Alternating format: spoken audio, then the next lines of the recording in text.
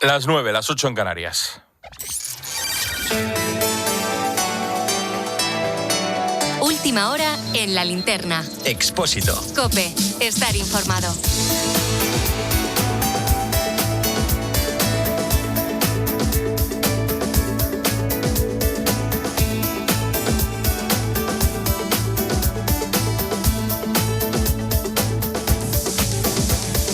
La dimensión de la mayor crisis migratoria en Ceuta todavía se deja sentir en sus calles. A pesar de que los comercios y la hostelería van recuperando su rutina diaria, todavía hay mucha incertidumbre e inseguridad por algunos conatos que se producen entre los propios migrantes que siguen allí, sin olvidar que el Centro de Estancia Temporal de Migrantes sigue triplicando su capacidad. Escucha lo que ha contado hace unas horas en la tarde de COPE Juan Jesús Vivas. La situación de precariedad social en la que han quedado las personas que aquí permanecen, la situación de precariedad del Centro de Estancia Temporal de Inmigrantes, de precariedad de los centros de acogida de menores, absolutamente sobrepasados. La precariedad también en las calles, que esto no lo podemos tampoco negar desde el punto de vista de las alteraciones del orden que se producen, no muchas, pero se producen.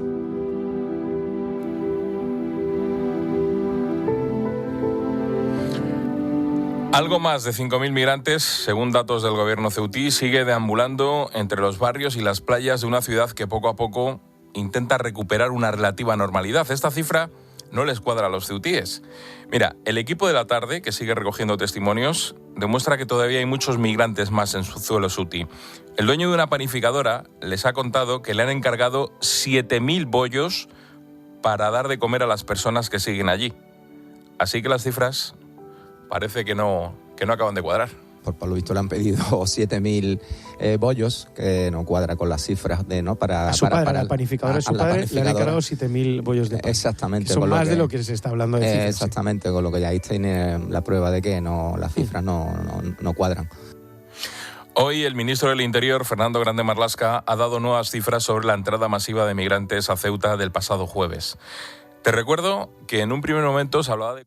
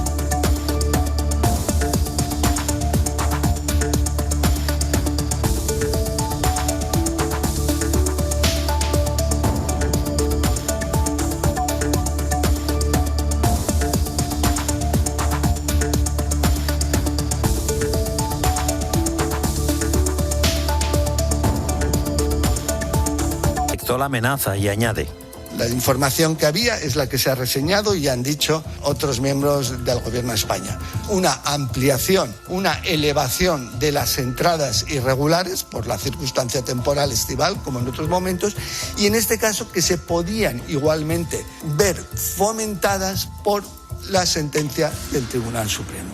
punto. Vamos, que el ministro viene a decir, Rubén, que no actuó ni atendió el auténtico SOS de emergencia que lanzó el presidente de Ceuta 72 horas antes porque no disponía de un informe alertando de una invasión inminente de la ciudad autónoma. Fuentes de la inteligencia y de la seguridad del Estado admiten a COPE que la dimensión de la movilización desbordó a todos, pero información hubo y se trasladó. Lo que se ha acordado en esa reunión de Bruselas ha sido reforzar las fronteras, los retornos, la cooperación con terceros países y la capacidad de anticiparse a futuros episodios. Consideran que lo ocurrido en Ceuta ha sido una prueba de la seguridad en Europa. Magnus Brunner es el comisario de Interior y Migración de la Unión Europea. Estos últimos días han sido una prueba de nuestra resiliencia europea, una prueba de la seguridad de nuestras fronteras externas. Y estos días mostraron claramente que hay actores que no tienen ningún respeto por la seguridad o incluso por las vidas de gente inocente.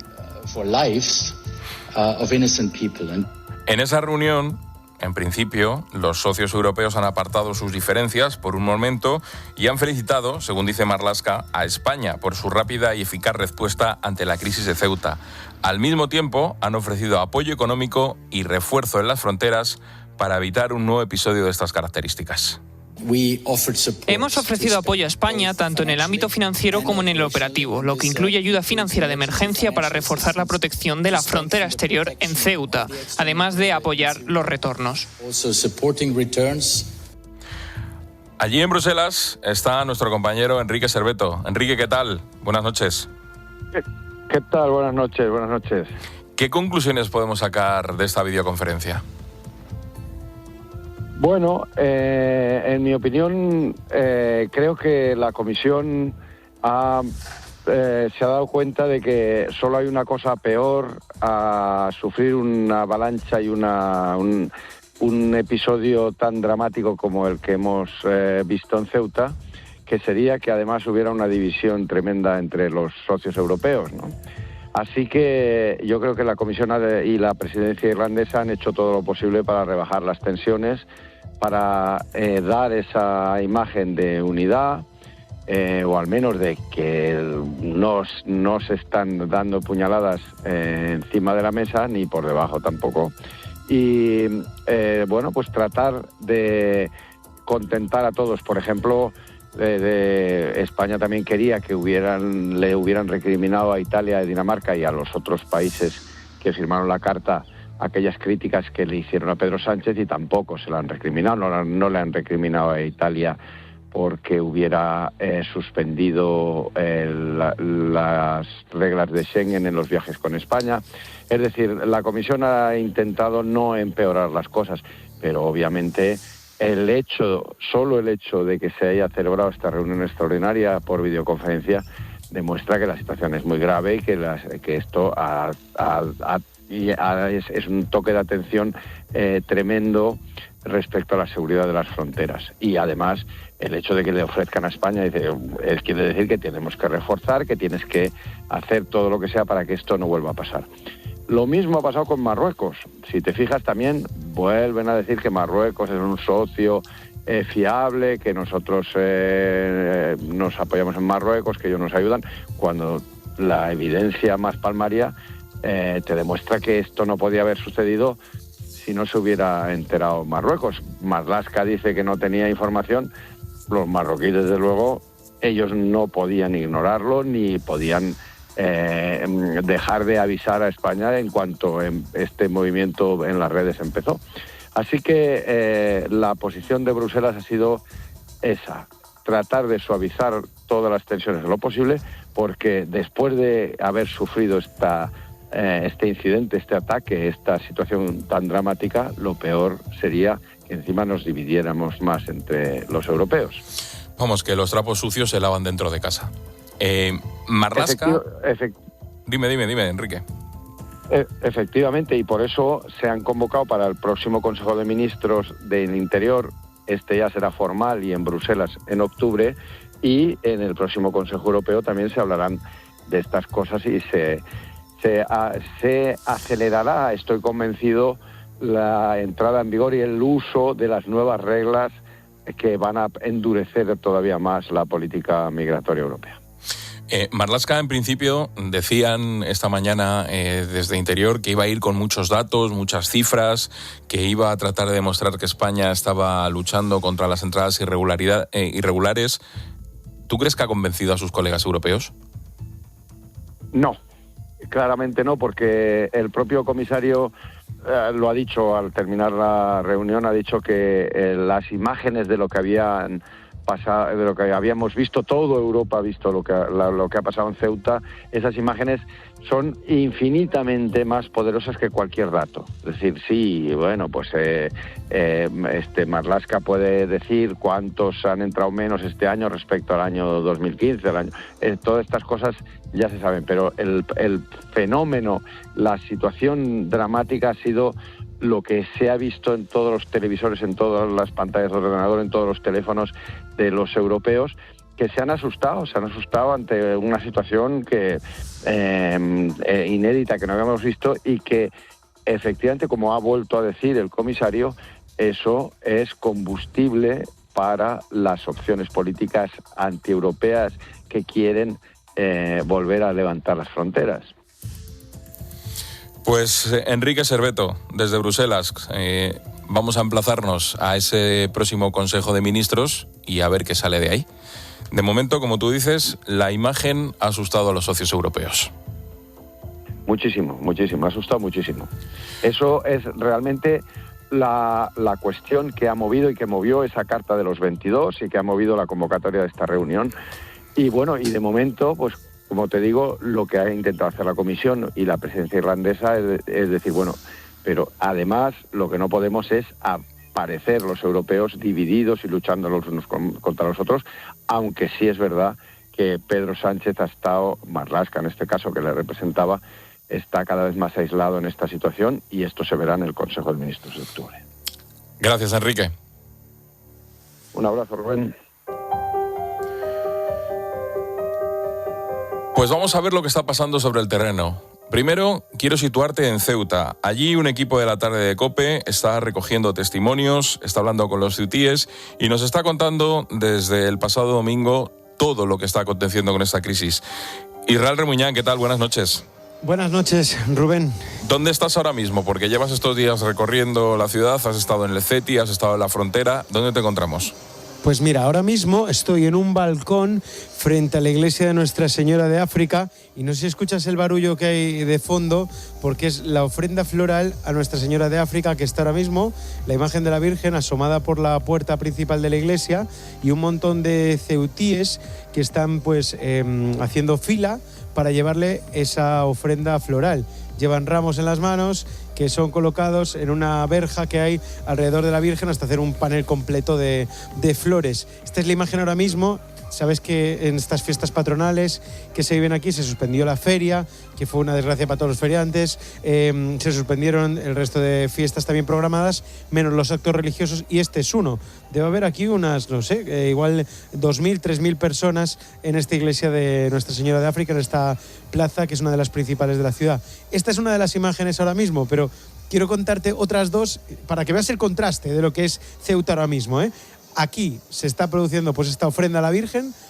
A más o menos 5 minutos en coche de donde estamos, la imagen era la de un incendio provocado en los alrededores del CETI por chicos, supuestamente al hablar con la policía nos dicen de origen marroquí, porque si no estarían con el resto de subsaharianos en el CETI, y que se escondían en un edificio abandonado donde estaban pasando las noches, pues bueno, haciendo algo de comida en una zona boscosa que hay al lado, pues empezó, pues debió saltar alguna chispa, es lo que se cree, y empezaron a salir un montón de llamas que casi afectan a las casas de los vecinos. Al final, pues bueno, los bomberos han actuado y han podido apagar ese fuego. Es una imagen de lo que explica lo que está siendo estos días aquí. Y la tercera es que luego hemos ido también hace un ratillo a la zona del CETI donde están los subsaharianos de los alrededores, en esa playa donde llevan 5 noches durmiendo al raso, pues ya la imagen era otra. Ayer recibían por primera vez comida y hoy veíamos los primeros partidos de fútbol. Es decir, chicos de Sudán, Senegal, Mali, Chad,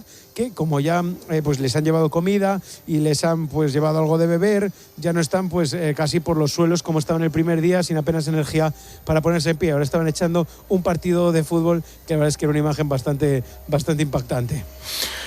¿Qué te han dicho los ceutíes? Has estado hablando con ellos durante toda la tarde. Me imagino que lo que te ha contado el presidente ceutí, el señor Vivas, de que han sentido cierto abandono, se repite.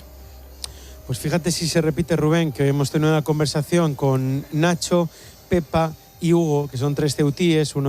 Nacho tiene un negocio aquí de souvenirs en la playa, Pepa es letrada de la Administración de Justicia y Hugo tiene un restaurante. Pues en el restaurante Hugo tuvimos una conversación sobre qué necesitaba Ceuta, qué habían sentido en estos días, si creen que en el resto de España entendemos a Ceuta, su españolidad, su manera de sentir también esta bandera. Y fíjate si se sienten desconsolados estos días y han pasado tanto miedo, que esto es lo que nos contaba Hugo. Cuando ves tener que mandar a tus hijos a Málaga por la seguridad de tu familia, es grave y bueno, pues te emociona porque lo estás sufriendo durante 5 días y ves como tu gobierno, tu país, tu rey, tu presidente te abandona.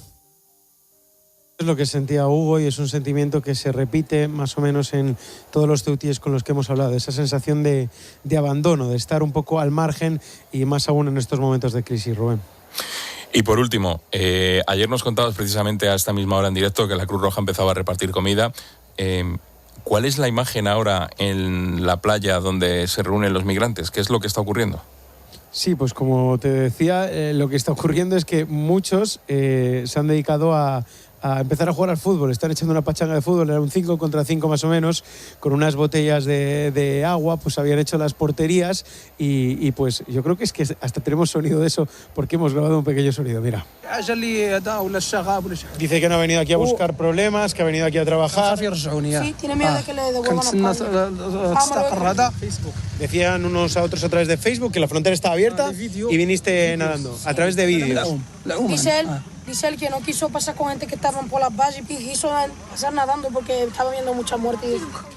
Bueno, esto que escuchamos no es ese partido de fútbol en el que se escuchaba a los chicos gritar, sino el sonido de las barriadas, porque no solamente están en los alrededores del CETI, que hay unos 1.500, se cree que hay 5.000 migrantes repartidos por la ciudad de Ceuta y algunos están en los bosques, otros están durmiendo en las playas y otros en las barriadas, durmiendo en las casas de los ceutíes, que les han podido abrir las puertas, en caso sobre todo de los que son menores, de las mujeres, les han echado una mano, otros duermen en las calas de las playas pequeñitas que hay debajo de las rocas en cualquier lugar. Y lo que contaba este marroquí en este caso, que escapaba de la policía y de los militares, que se llamaba Hassan, lo que contaba es que él salió hasta aquí, hasta Ceuta, porque vio un anuncio en Facebook, un vídeo que le decía frontera abierta, todos para allí. Cogió un coche cuando estaba en Rabat, llegó hasta Castillejos y cruzó la frontera. Esto es algo que se repite, una llamada a través de redes sociales y un aviso de que los gendarmes marroquíes no estaban haciendo nada para impedir el paso de la gente. Es decir, la frontera,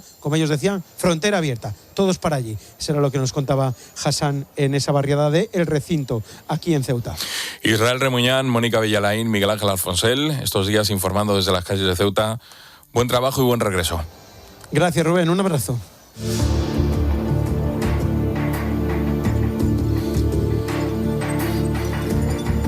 Te hemos contado la situación en Ceuta y en Marruecos, ¿qué pasa?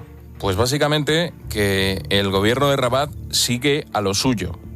De momento, lo que dicen es que no tienen nada que ver y que no actúan bajo presiones ni chantajes, que no utilizan estas entradas masivas de inmigrantes a Ceuta. Esas mismas fuentes del gobierno hablan de que Marruecos siempre ha sido un fiel aliado de España, aunque al mismo tiempo señalan la sentencia del Supremo, que no permite las devoluciones en caliente de la gente que entre nadando, como el factor que ha provocado este efecto de llamada. Marruecos se vuelve a desmarcar de la crisis. ¿Qué es lo que dicen en Rabat? Bea Mesa, buenas noches. Hola, ¿qué tal? Buenas noches. Aquí fuentes oficiales de Marruecos siguen asegurando que se ha hecho una gestión eficiente de esta crisis y que la colaboración ha sido fundamental para hacer retornar a los miles de ciudadanos marroquíes que entraron en la ciudad de Ceuta y que siguen entrando. Una colaboración que es la que se mantiene, aseguran, todo el año para evitar entradas de migrantes en cualquier punto costero entre España y Marruecos. Fuentes gubernamentales además recuerdan que si desde hace años el flanco occidental del Mediterráneo es el menos problemático para Europa, no es porque no resulta atractivo para las redes de tráfico de seres humanos, sino porque Marruecos moviliza siempre eficazmente recursos considerables. Igualmente, habla de su balance último e indica que en 2025 se frustraron casi 75.000 intentos de inmigración irregular, y si a esto se le suma los 79.000 de 2024, en solo 2 años 160.000 personas fueron interceptadas y fueron evitadas de entrar irregularmente en territorio español. Y por otra parte, aquí en el Paso de Tarajal, la noticia es que los familiares suplican información con respecto a los desaparecidos por temor a que hayan muerto y no tengan noticia sobre ellos. Por eso exigen máxima cooperación entre España y Marruecos para tener, noticias del paradero de sus hijos. Con Marruecos las relaciones diplomáticas siempre han sido complejas, tensas, y las respuestas de España han estado muy medidas. Ante una de las crisis migratorias y de seguridad más graves de las últimas décadas, el gobierno español ha agradecido de forma repetida a Rabat su colaboración. Así lo ha explicado en Herrera en COPE Jorge Dezcayar, exdirector del CNI y exembajador de España en Marruecos. Yo creo que necesitamos la cooperación de Marruecos para resolver este problema, pero hay que tratarle a Marruecos, como digo, con afecto, con respeto, pero con firmeza también, porque es que si no, le das la mano y te coge el brazo, ¿no? Interpreta como debilidad lo que es una prueba de amistad. Sobre la actuación de los servicios de inteligencia españoles, Dezcayar ha matizado que esta operación no hubiera sido posible sin ayuda de las autoridades marroquíes. Entre el gobierno de España, en cambio, hemos visto varias versiones. La del ministro del Interior, que dice que nadie le informó, y la de la ministra de Defensa, Margarita Robles, que defiende la gestión del CNI. Y no sé en este momento si el CNI advirtió o no advirtió. Y si lo supiera tampoco se lo podría decir. Pero en todo caso, lo que sí puedo decirle es que el CNI conoce estupendamente Marruecos. Conoce Marruecos mejor que nadie. Y lo dejamos ahí. Dezcayar ha recordado que es la segunda vez que Ceuta se enfrenta a un episodio así, aunque esta vez con una magnitud mucho mayor. El exembajador en Marruecos plantea que España tendría que actuar con más firmeza porque un tercer episodio sería inadmisible. Una crisis sobre Ceuta y Melilla, o reaccionamos con firmeza y tomamos medidas para que esto no se vuelva a producir, o si no, volverá a producirse en el futuro. Y que te pase una vez está bien, que te pase 2 no es admisible, pero que te pase 3 ya sería demasiado fuerte, ¿no?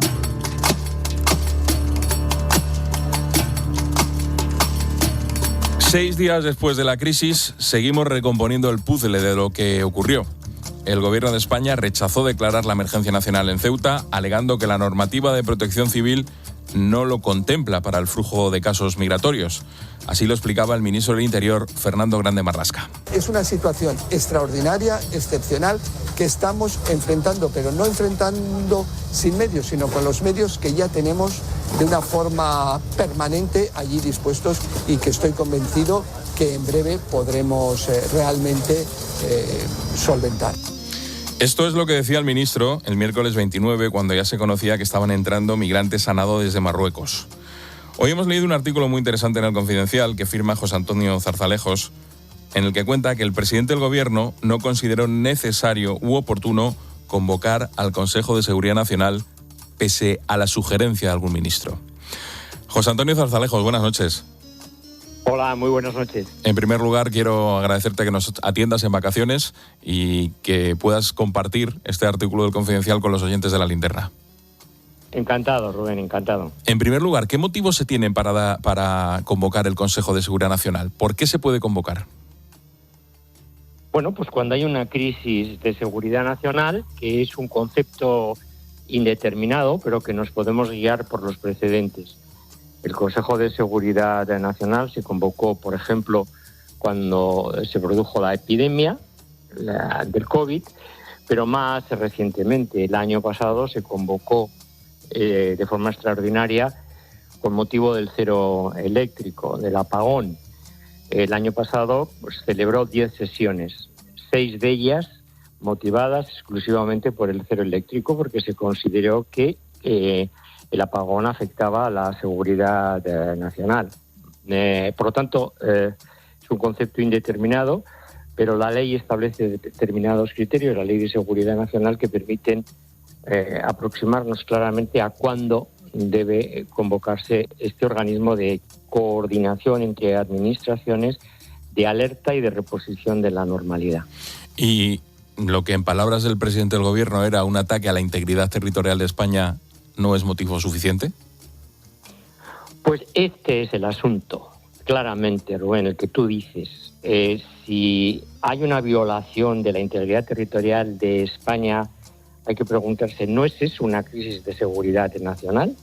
Y si es una crisis de seguridad nacional, ¿no debe convocarse al máximo organismo que coordina la respuesta a esa amenaza a la seguridad nacional, en la que están 13 ministros del gobierno y además el director del gabinete del presidente, la directora del CNI, el jefe del Estado Mayor de la Defensa y otros cargos, como por ejemplo el secretario de Estado de Exteriores y el de Seguridad? La respuesta es evidentemente sí, hay que convocarlo. ¿Por qué no lo hace o por qué no lo ha hecho el presidente del gobierno y se ha ido de vacaciones? Bueno, sencillamente porque eso sería dar una relevancia que él no quiere a la respuesta de una agresión que ha sido consentida claramente por el Reino de Marruecos. Es una estrategia puramente política, pero que implica una falta de responsabilidad institucional realmente extraordinaria. Y de haberse convocado el Consejo de Seguridad Nacional, ¿qué medidas se hubieran podido tomar que no se tomaron? Bueno, para empezar, que en este momento en Ceuta no estuviese la situación sometida a la responsabilidad directa solo del delegado del gobierno en la ciudad autónoma y, por lo tanto, haber implementado un sistema de control de la situación en la ciudad con la colaboración de todas las administraciones, incluida, por supuesto, el ejército. Pero es que se podía haber hecho una cosa todavía más importante, que era haber propuesto al presidente del gobierno la aprobación de un real decreto de situación de interés para la seguridad nacional, en función del cual el gobierno tomaba medidas específicas y especiales sobre Ceuta, con una autoridad funcional, con medios y recursos humanos y materiales, con información inmediata al Congreso y con una portavocía para una política de información nacional e internacional, como establece la Ley de Seguridad Nacional. Eso tampoco se hizo. Pero fíjate, Rubén, ni siquiera se hizo otra cosa que era perfectamente posible, que es convocar lo que se llama el Comité de Situación. El Comité de Situación es un órgano de apoyo a la Comisión, al Consejo Nacional de Seguridad, que se convoca mensualmente, que es de funcionamiento muy, muy ágil, y que ya se convocó en el año 21, cuando hubo la primera avalancha de 10.000 migrantes en Ceuta, y que la presidió además ese comité de situación la entonces vicepresidenta del gobierno, Carmen Calvo. Por lo tanto, tenemos muchos precedentes para saber que el gobierno y el presidente del gobierno no ha hecho lo que tenía que hacer en esta crisis. Por cierto, una crisis que sigue, que se mantiene, porque la normalidad en Ceuta persiste. No solamente persiste la normalidad en Ceuta, sino el peligro de una nueva avalancha que podría producirse el día 15, convocada ya en redes sociales. Hay una cuestión, José Antonio, de la que también me gustaría hablar contigo, sí, que son esos famosos informes del CNI. Sí. Varios medios de comunicación hemos ido contando que le estaban contando cosas al ministro, o sea, que el ministro tenía información. De hecho, esta misma tarde, en la tarde de COPE, el presidente ceutí, Vivas, nos ha contado que es que él el lunes llamó al gobierno y le dijo: está pasando esto, la situación es insostenible, hay que actuar. ¿Por qué Marlaska sigue negando que no tuviera esa información? Da la sensación de que por salvarle la cara a Marruecos está alterando a la gente del CNI, no sé. Bueno, en ese momento no puedo revelar, pero la información que mañana va a dar el Confidencial a este respecto, yo creo que va a ser pues muy rotunda, desmintiendo al ministro del Interior. Pero vamos a ver, yo no creo que lo que estés tratando de darle cobertura a Marruecos, yo creo que está dando cobertura a él mismo y al propio gobierno. ¿Por qué? Porque si admitiese que el Centro Nacional de Inteligencia y los servicios de información de la Guardia Civil y de la Policía Nacional hubiesen avisado, si lo hubiese reconocido, su gestión o su falta de gestión, su irresponsabilidad habría quedado perfecta y absolutamente demostrada. No tendría ninguna defensa, ni política ni profesional, de cómo ha conducido esta crisis. Ni él ni el presidente del gobierno. Es una operación de salvamento personal a costa de la reputación del Centro Nacional de Inteligencia. Y esta es ya la segunda crisis que el gobierno hace pagar al Centro Nacional de Inteligencia. La primera fue el año 22, cuando se llevó por delante a Paz Esteban, la directora del Centro Nacional de Inteligencia, por la intrusión, presumiblemente, del Servicio de Inteligencia de Marruecos en los teléfonos móviles del presidente del gobierno y de la ministra de Defensa. Y ahora esta segunda. Están dejando al pie de los caballos al Servicio de Inteligencia español. Vuelvo a repetir, con una grave incoherencia, porque se verá lo que el gobierno decía hace muy poco tiempo del Servicio de Inteligencia español y que mañana pondrá sobre la mesa también el Confidencial. Y te hago la última, José Antonio. Estamos hablando de una relación de sumisión del gobierno de España respecto a Marruecos. No sé cómo lo ven desde Europa. Bueno, vamos a ver, yo creo que para empezar no se trata solo de una relación de sumisión a Marruecos.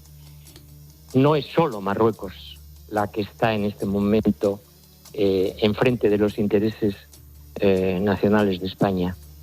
Está apoyada decididamente por los Estados Unidos y está decididamente apoyada por Israel. Estados Unidos le presta un apoyo político internacional impagable a Mohamed VI y el Estado israelí le está proveyendo al ejército y a las Fuerzas Armadas de Marruecos de una tecnología punta, como el propio Jorge Descayar declaraba esta mañana en COPE. Es decir, no nos enfrentamos solo a Marruecos, nos enfrentamos a un Marruecos que es un aliado estrechísimo de los Estados Unidos y Estados Unidos de Marruecos y que es aliado estrechísimo de Israel.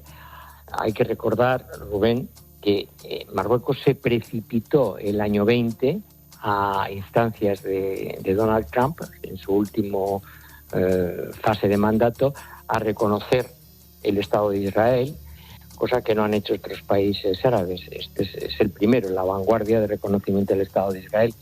Bueno, por lo tanto nos estamos enfrentando a un problema que es multinacional, no solamente es de Marruecos. Yo creo que no podemos perder esta perspectiva y por lo tanto entender que nuestra política exterior ha sido torpe, está siendo torpe, sigue siendo torpe, porque no es solamente Marruecos, es también incluso la Unión Europea. La regularización extraordinaria, unilateral del gobierno de los inmigrantes residentes en España de forma irregular, que podía tener cierto sentido y una explicación, no debió hacerse nunca, como lo ha hecho el gobierno, mediante un real decreto y sin una consulta previa y una negociación previa con los países de la Unión Europea que habían firmado en su momento el Pacto de Migración y Asilo, entre ellos España. Y estamos pagando las consecuencias de una política exterior completamente errónea. Pues José Antonio Zarzalejos, una vez más, muchísimas gracias por atendernos, interrumpiendo las vacaciones. Te leemos en El Confidencial y te escuchamos en Herrera en COPE. Un placer. Pues muchísimas gracias y yo a vosotros. Muchas gracias. Gracias. Pues hemos vuelto a hablar de Ceuta. La ciudad intenta recuperar una normalidad que no tiene.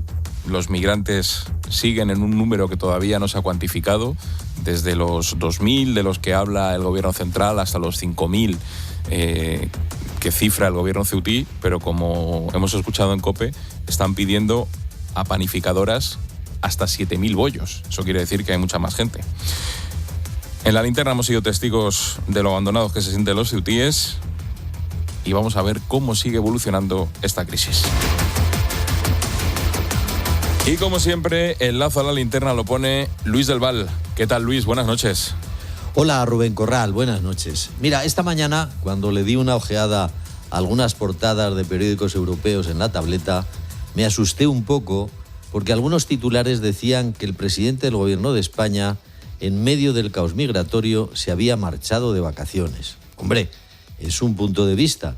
Pero al ver al mentiroso ministro de Interior, Grande Marlaska, relatar lo bien que le había ido con los ministros de Interior de la Unión Europea, me relajé. Sin embargo, hay 3 cosas que no están claras. Lo torpes que son en este gobierno para sumar, su diferente manera de interpretar lo que es normal y su concepto de lo que son los servicios de inteligencia. Empezando por esto último, el mentiroso ministro de Interior asegura 2 circunstancias contradictorias. Primero, que el Centro Nacional de Inteligencia es muy bueno. Y segundo, que no le avisaron de nada. O sea, que se enteran de todo, pero son tan discretos que se lo quedan para ellos.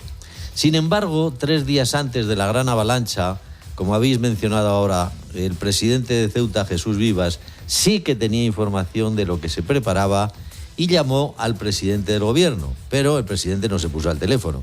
Consiguió hablar con el jefe del gabinete, don Diego Rubio, que no le dio importancia. Don Diego Rubio ha estudiado en prestigiosas universidades, pero por no preocupar al jefe, igual le avisan de que está Moncloa ardiendo y don Diego, por no molestar, muere abrasado con su jefe.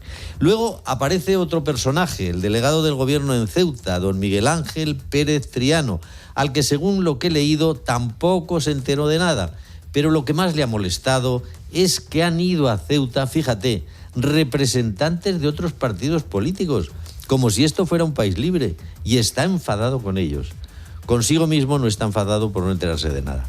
Pero lo más tranquilizador ha sido que el mentiroso ministro de Interior ha dicho que España ha resuelto bien la crisis, ha estado a la altura y que no va a caer en una competición de testosterona. Hombre, oírle hablar al ministro de Interior de testosterona me ha sosegado, porque siendo el gobierno con más mujeres de la Unión Europea, mira, de testosterona andamos flojos, porque de lo que estamos mejor es de progesterona. Lástima que no sabemos si los yihadistas expulsados, como acabas de decir, y que han vuelto a Ceuta, son 10 o más. Si los muertos son 72, 84 o más de 100.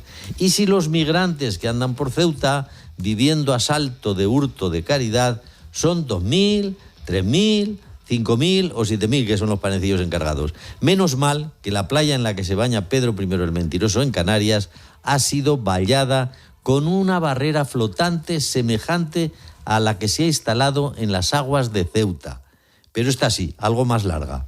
Además, 20 policías y 40 guardias civiles, 60 en total, los funcionarios, vigilan la playa y el Palacio de la Mareta. Como dice Marlaska, ha vuelto a la normalidad. No sabemos si se refiere a Ceuta o a las vacaciones del señor presidente. Como diría Forges, Luis, país. País. Gracias, Luis. Un abrazo. Hasta mañana.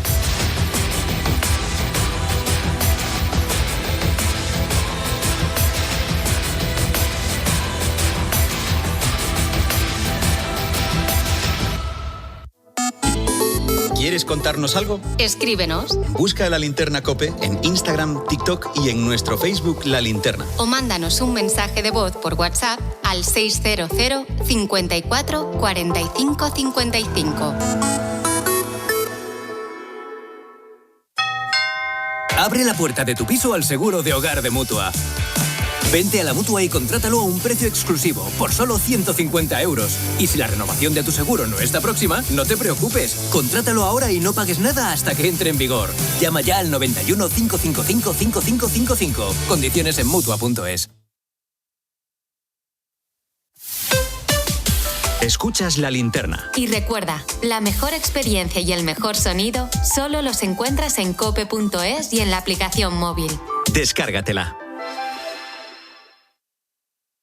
En Alquiler Seguro queremos hablarte claro. Si eres propietario y te inquietan los continuos cambios normativos que provocan inseguridad jurídica, no estás solo. En Alquiler Seguro no solo te garantizamos el cobro el día 5 de cada mes, también te acompañamos y asesoramos jurídicamente. Rompe el miedo al alquiler. Entra en alquilerseguro.es.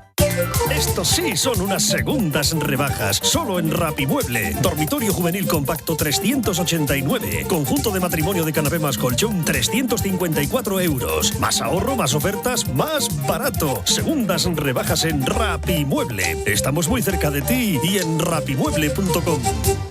5, 6, 7, 8. ¡Valorado! Así es el seguro de moto de Línea Directa. Uno de los mejor valorados en España. Cámbiate y te mejoramos el precio de tu seguro directamente. Llama al 917-700-700 o entra en lineadirecta.com. Vale, como empresa tengo que cumplir la nueva normativa de envases y para eso están los scrap. Me hago un Excel, los comparo, leo la letra pequeña, llamo a mi gestor de residuos, pido una reunión. Tranquila, yo entré en Genci.es, hice clic, clic, clic y ya estoy cumpliendo la ley. Y sin cambiar mi operativa ni la de mis clientes. ¿Así sin más? Claro, Genci se encarga de todo. Hazlo fácil, hazlo Genci y hazlo ya.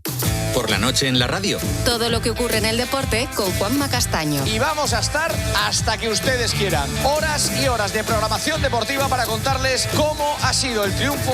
De lunes a viernes de 11:30 de la noche a 1:30 de la madrugada, todo pasa en el partidazo de COPE.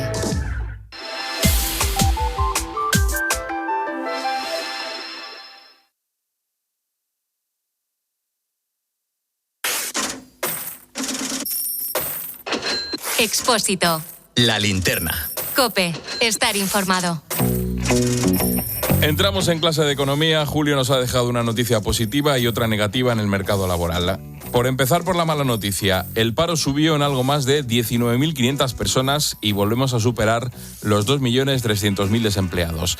La cifra positiva nos la da la Seguridad Social. Superamos por primera vez los 22.500.000 afiliados. Unas cifras que para el Gobierno son muy buenas. Elma Saiz, ministra de Seguridad Social. Los datos de afiliación del mes de julio no son datos, son datazos. El empleo crece con fuerza en el mes de julio y superamos los 22,5 millones de afiliados y afiliadas a la Seguridad Social. Solo en el último año se han incorporado al mercado laboral más de 642.000 afiliados, con un ritmo de crecimiento superior al 2,9% de la serie original. Este es el ritmo de creación de empleo más alto desde abril de 2023. La clave para entender estas cifras está en la regularización extraordinaria de migrantes. Nekane Fernández, buenas noches. Buenas noches, Rubén. Estamos habituados a que julio sea un buen mes para el empleo, hay más contrataciones y por eso destaca que el paro haya subido. La explicación, como dices, la encontramos en esa regularización extraordinaria de migrantes que ha permitido que más personas puedan estar registradas en el SEPE. Lo ha explicado el secretario de Estado de Economía, Joaquín Pérez Rey. El proceso de regularización obviamente es un proceso muy intenso, en curso, y sus efectos sobre las cifras de afiliación y paro registrados se seguirán notando en los próximos meses y así las iremos dando buena cuenta de ellas.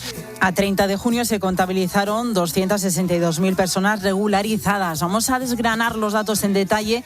De las 19.500 personas que se han añadido a las listas del paro, 15.000 son extranjeros y de los 41.700 nuevos afiliados a la Seguridad Social, el 15% han nacido fuera de España. Recordamos que son personas que ya estaban aquí y que la mayoría trabajaba de forma irregular. La atenuación de la estacionalidad, que es un gran elemento para evitar ese carácter tan nítidamente marcado y vinculado a las estaciones del mercado de trabajo. Y por último, obviamente tiene una influencia en el mismo el proceso de regularización de trabajadores y trabajadoras extranjeros en curso.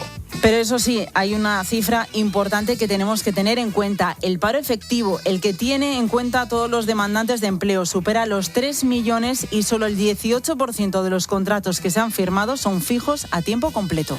Los datos del paro por sectores económicos, Nekane. El mayor aumento se registró en los servicios, con 8.000 parados más, seguido de la construcción, la industria y la agricultura. Sube además en el colectivo de personas que previamente no tenía trabajo, algo más de 8.000, incremento que trabajo liga al proceso extraordinario de regularización y al hecho de que ahora los beneficiarios de este puedan acceder a los servicios públicos de empleo. Se demuestra una vez más que el sector que más gente emplea en España es el comercio. En él trabajan más de 2.600.000 personas. Le siguen las sanidad, los servicios sociales y la industria. El comercio ocupa el primer puesto, entre los autónomos también, seguido de la construcción y las actividades profesionales, científicas y técnicas. ¿Y cuál es el perfil de los desempleados? Si los datos se desgranan por género y edad, hay más de 1.300.000 mujeres en paro, y en cuanto a los hombres hay algo más de 900.000. En cuanto a los menores de 25 años, ya sabes que siempre estamos a la cabeza en Europa con esas cifras. Se redujo en julio, se queda en 159.000 personas. Es la cifra más baja de la serie histórica.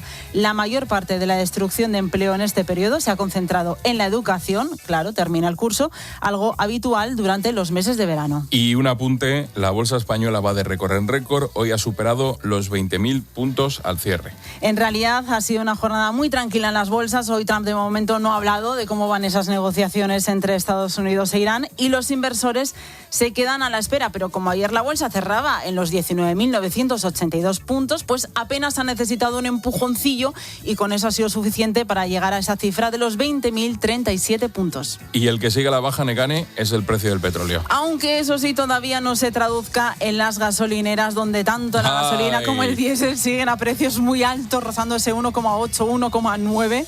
El barril de Brent, también influenciado por lo que digo no Donald Trump, ha perdido un 4% de su valor, se sitúa en el entorno de los $80 por barril. Veremos cuándo vemos esa diferencia. ¿Has echado gasolina? Todavía no, pero este fin de semana me toca. Uy, ya Tiemblo verás. ya. Ya verás.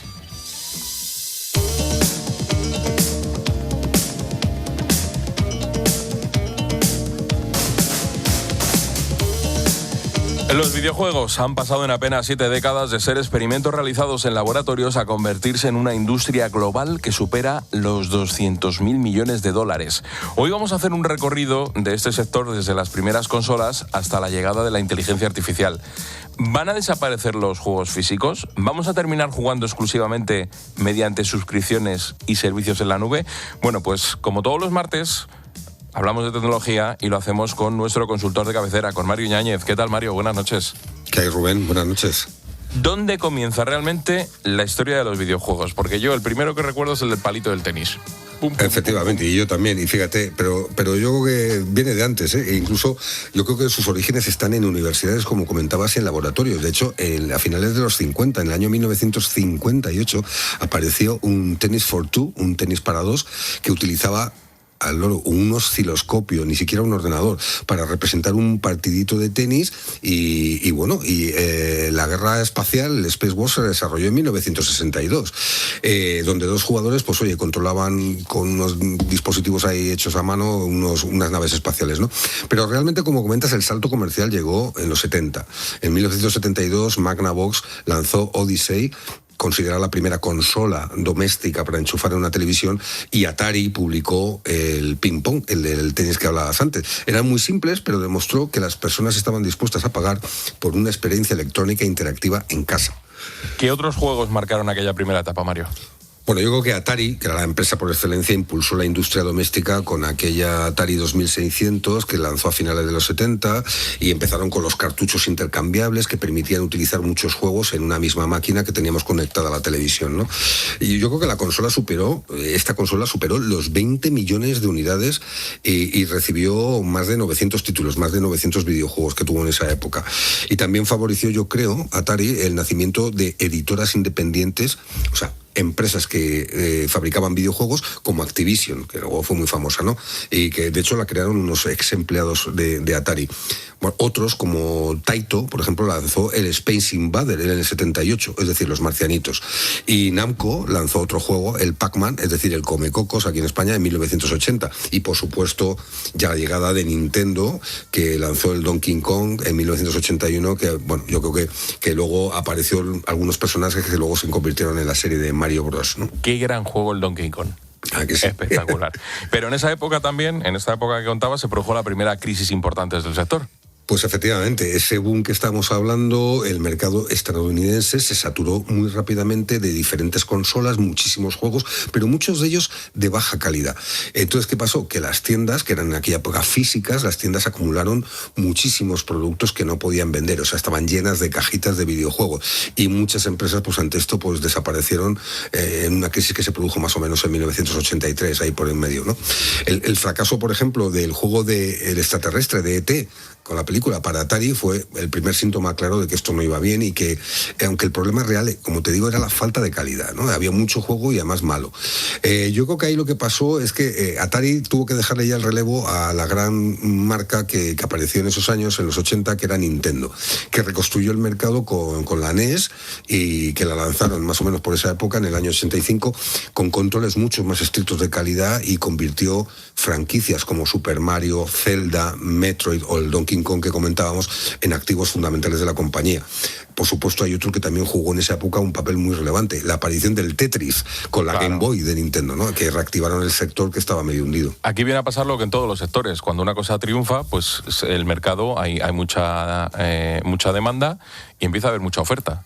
Efectivamente. Pero claro, no todo es bueno. Entonces, al final, es el usuario el que hace esa decantación y el que elige lo que le conviene o lo que no le conviene en función a la calidad.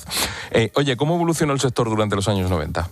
Bueno, pues como te digo, igual que bajábamos en la segunda etapa del dominio de Nintendo, pues también es verdad que se produjo ahí una batalla comercial entre Nintendo y Sega. Sega presentó la Mega Drive como una alternativa más rápida, más juvenil y más barata, apoyada por un juego que se llama Sonic the Hedgehog, que el Sonic, siguen haciendo películas de Sonic. Sí. Y Nintendo pues respondió con la Super Nintendo y sus grandes franquicias. Y aquella rivalidad yo creo que consolidó los juegos exclusivos, o sea, las mascotas de marca, o sea, las mascotas o los personajes de los videojuegos se convirtieron en el emblema de las empresas, ¿no? Y mientras los ordenadores personales también empezaron a tener muchísimos juegos con aventuras gráficas, los simuladores y la estrategia como el Doom, por ejemplo, que luego fue el Quake y demás, ¿no? Y llegó Sony a mediados de los 90. Claro, pues hemos pasado por Atari, por la batalla de Nintendo y el otro, y mientras que se estaban peleando los dos, pues apareció uno que les adelantó por la derecha. Sony transformó de nuevo el mercado con la PlayStation, ¿no? En 1994. Además, porque incluye algún avance tecnológico importante. Incluye el CD-ROM, que ofrecía muchísima más capacidad y un coste de fabricación mucho menor que el cartucho de videojuego tradicional. Claro. Eso también fue, y además también tuvo sus franquicias. Empezaron con el Final Fantasy, Resident Evil, el Metal Gear, en fin, Gran Turismo, o sea, empiezan los videojuegos de carreras de coches, Tomb Raider, etcétera, que también van dirigidos a un público tanto adolescente como adulto o más mayor. Entonces, claro, PlayStation superó los 100 millones de unidades, o sea, 100 millones de videoconsolas vendidas, y acumuló más de 7.300 títulos, es decir, videojuegos. Ahí aparece también el diseño en 3 dimensiones de los juegos, los motores gráficos, y claro, todo esto pues hace que evidentemente pues arrasara con las empresas anteriores, ¿no? Y llegamos al nuevo siglo con Sony y Microsoft. ¿Qué aportaron cada uno? Bueno, ante este éxito, efectivamente, es otra de las grandes batallas del sector. La PlayStation 2, lanzada en el año 2000, pues ya deja el CD-ROM, se mete con el DVD y funciona también pues como un centro de entretenimiento doméstico, ¿no?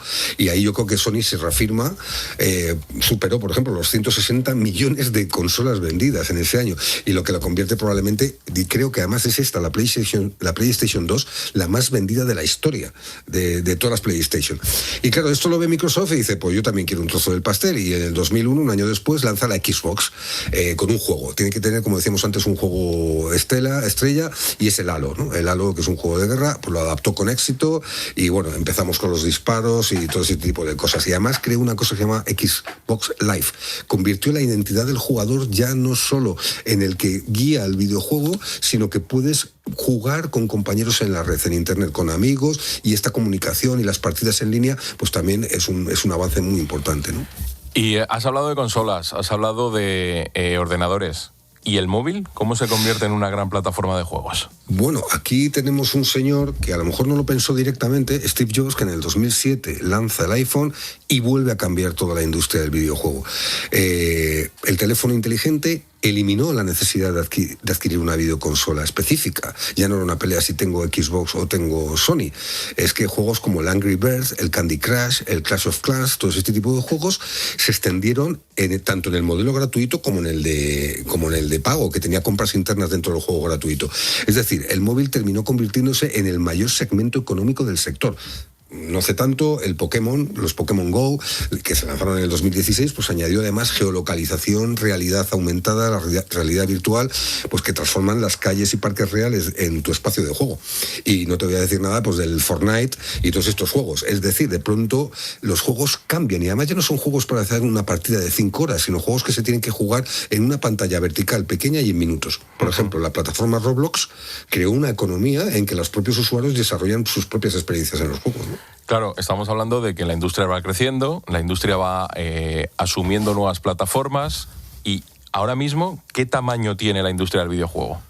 Bueno, es verdad que de todas estas batallas y cambios, que como ves no solo es un tema de juegos, también es un tema de avances de innovación tecnológica, no existe una serie histórica mundial fiable de las economías de este sector, ¿no? Aunque se estiman que, como te decía, por empezar, lo que sí se conoce más o menos en los últimos años, en 2019 rondábamos los 150.000 millones de dólares, se dice rápido, unos 180.000 millones en 2021 y más de 200.000 millones el año pasado. O sea, el crecimiento es brutal y las cifras impresionantes. Este año se habla de que estamos manejando en 2026 del orden de los 3.600 millones de jugadores o de usuarios, es decir, 1 de cada 2 humanos de este planeta, más o menos. El año pasado el móvil habría generado de toda esa cantidad de esos 200.000 millones, más de la mitad, 113.000 millones provendrían a temas de videojuegos en el móvil.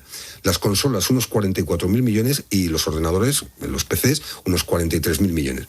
Y un dato interesante, la región de Asia-Pacífico representa casi el 50% de todo el mercado. O sea, juegan más ahí abajo por el sureste asiático que aquí. Bueno, también es donde existe la mayor concentración de habitantes en el planeta, así que no está nada mal. Y la última... Te hago una pregunta que yo creo que estas últimas semanas nos tiene, sobre todo a los más vintage, un poquito alterados.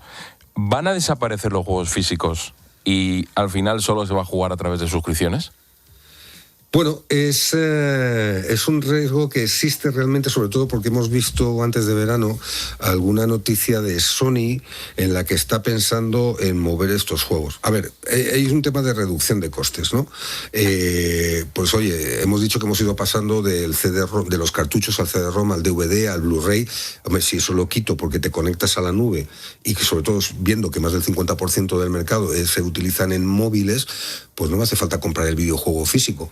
Y eso sería un ahorro de costes para la industria, para los fabricantes, muy interesante, pero también tiene una gran amenaza, y es que yo cuando me compro un juego lo tengo para siempre. Como dices tú, los que somos un poco más retro, más vintage, podemos tener el juego por ahí guardado y podemos ponerlo cuando nos apetezca. Si estamos en una suscripción, dependemos de la calidad de la conexión a internet y sobre todo que un día esa suscripción se cierre el grifo, nos la cierren y no nos podamos conectar, con lo cual yo creo que sí es una amenaza importante para el juego, pero desgraciadamente me temo que ese es el futuro. No, es que yo creo que esa es la clave, que es lo que dices. O sea, tú ahora mismo tienes el juego y el juego es tuyo y tú lo utilizas cuando quieres. Sin embargo, si tú tienes que pagar por una suscripción, pues a lo mejor la compañía en cuestión decide si ese juego pues queda fuera y ya no puedes jugar. Claro, Rubén, y piensa que por muy barata que te ponga la suscripción, si eres un jugón, me parece que al final puedes terminar pagando 50 veces el juego. Claro. No, pero además sobre todo es eso, ¿no? Que cuando una compañía decide que un juego queda descatalogado, pues el juego se descataloga, pero tú lo tienes. Si tú estás suscrito, pues te dicen hasta luego. En fin, cosas de la modernidad, Mario. Como cada martes, hablamos de tecnología en la linterna con nuestro consultor, Mario Yáñez. Como siempre, muchas gracias. Buenas noches, Rubén. Gracias, chao.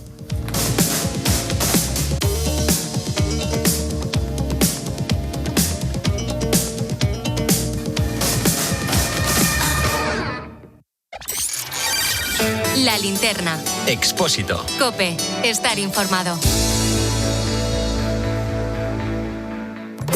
En la radio. Después de todo lo ocurrido en Ceuta, reconoceremos exactamente cómo está la situación. Todo pasa en COPE. Vamos a esta hora, Ceuta. La normalidad sigue sin restablecerse del todo. Israel Remuñán ha estado en el CETI, el centro donde se refugian decenas de migrantes. Aquí donde empieza a amanecer, continúan miles de migrantes, no se sabe el número. Al otro lado, Castillejos, en el territorio marroquí, donde no dejan de llegar de vuelta personas que cruzaron. Las familias familias aquí, Carlos, siguen a la desesperada también buscando a sus hijos desaparecidos. Ahora, ¿quién se beneficia con los flujos migratorios? Rabat huele la vulnerabilidad de Madrid. Con que mire para otra parte y abra la puerta, ya está todo hecho. Sigue La Última Hora en COPE y en COPE.es. Escuchas La Linterna. Y recuerda, la mejor experiencia y el mejor sonido solo los encuentras en cope.es y en la aplicación móvil. Descárgatela. En COPE, el pulpo pone las calles desde la 1:30 de la madrugada. ¿Qué tal, ponedores? ¿Cómo va la madrugada? 4 horas y media de radio en directo, cargadas de mensajes positivos, conectadas con la actualidad. Ya sabes que aquí no hablamos de política, nos quedamos con historias humanas. Poniendo las calles, el programa de los ponedores, de los trabajadores nocturnos y de los noctámbulos por afición. A las 4:30 ya estás dando vueltas, ¿no? Me he reinventado y me he ido a trabajar a una fábrica de helados. Poniendo las calles, con Carlos Moreno, el pulpo.